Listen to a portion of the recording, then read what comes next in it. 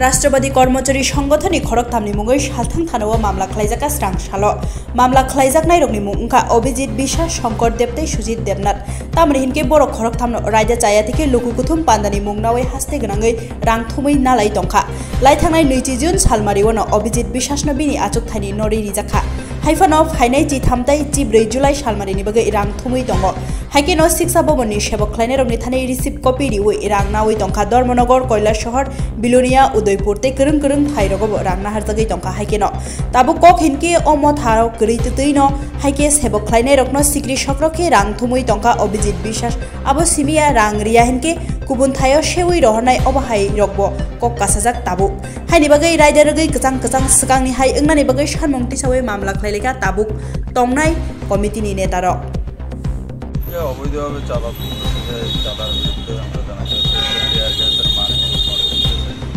যারা টিয়ার গ্যাসের কমিটিতে নেই এমন লোকগুলো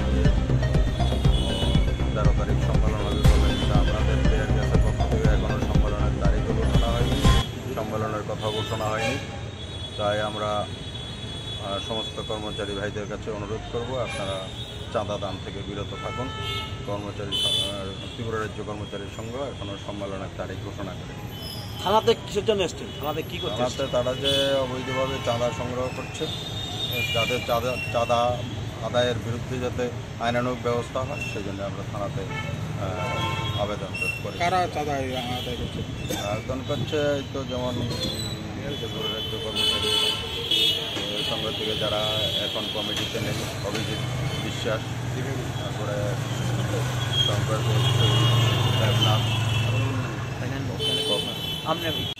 সকলকে নমস্কার। আমরা আজকে ত্রিপুরা রাজ্য কর্মচারী সংঘের পক্ষ থেকে পশ্চিম আগরতলা পুলিশ স্টেশনে একটি এফআইআর লজ করার জন্য এসেছি।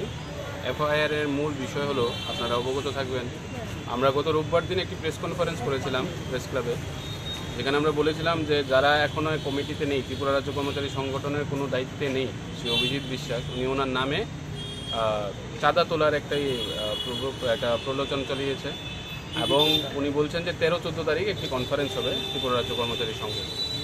আমরা সেটা বলেছিলাম যে এটা যাতে বন্ধ হয়, কিন্তু আমরা দেখলাম গত 1, 2, 3 আজকে সহ 3 তারিখ বিভিন্ন দপ্তরে গিয়ে ওনারা টাকা সংগ্রহ করছে রসিদের মারফতে, যার মধ্যে স্বাক্ষর রয়েছে শ্রী অভিজিৎ বিশ্বাস মহোদয়।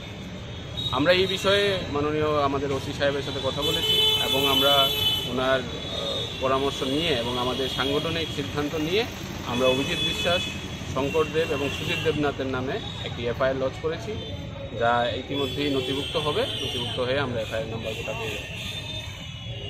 এই মূল বিষয়গুলোতে যার আমরা যেটা বলছি যে আমরা প্রথমেও আমাদের প্রেস কনফারেন্সে বলেছিলাম যদি কেউ আর্থিক অনুদান দিতে চায় তাহলে অবশ্যই তা ব্যাংক মাধ্যমে যাবে, ব্যাংকের খাতায় যাবে, কিন্তু দেখা যাচ্ছে ওরা নগদ পয়সা নিচ্ছে এবং যেটার কোনো হিসাব থাকে না, কোনো রসিদ ওনারা একটা বেআইনি রসিদ ছাপিয়ে সেই নগদ টাকা সংগ্রহ সম্মেলনের নাম করে যে 13-14 তারিখ সম্মেলন, কিন্তু ত্রিপুরা রাজ্য কর্মচারী সংঘ এখন অবধি কোনো 13-14 তারিখ কোনো সম্মেলন হবে এরকম কোনো সিদ্ধান্ত নেয়নি।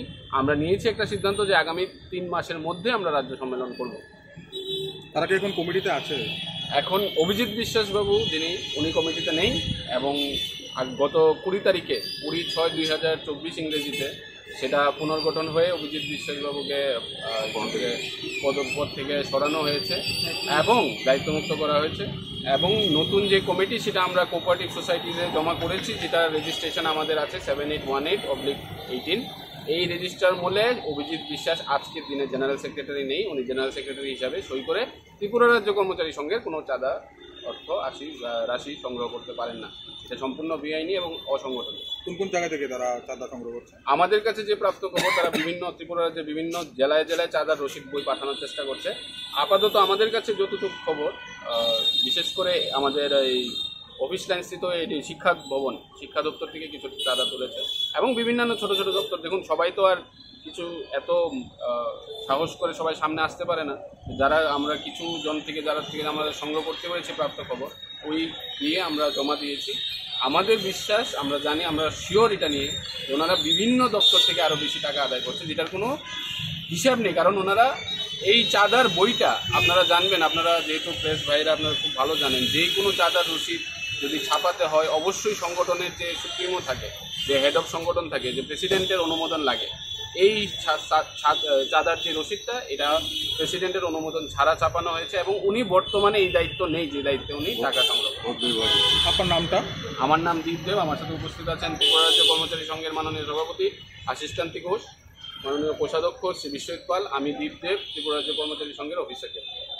আজকে আপনারা কতজন গেছিলেন? আমরা এখানে তো এখন 10-12 জন আছে, আরও লোক ছিল।